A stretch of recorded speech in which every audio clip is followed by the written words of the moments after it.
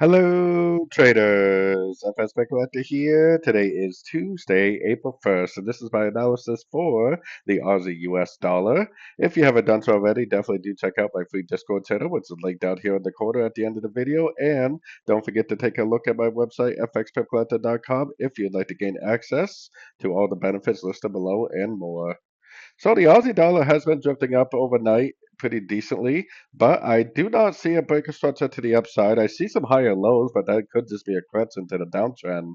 I think if we go up to the daily time frame, we have to realize that there's a pretty good chance that this is a wave A, this is a wave B, and that this is more likely going to keep on extending down for what I think is likely an ABC of 2 or an ABC of B. We might even make our way all the way down to the 78%.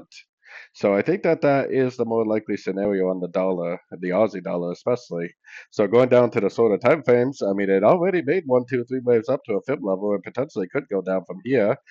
Trying to figure out how a correction is going to play out on the 1 hour time frame sometimes is a losing battle because it might end up pushing up again.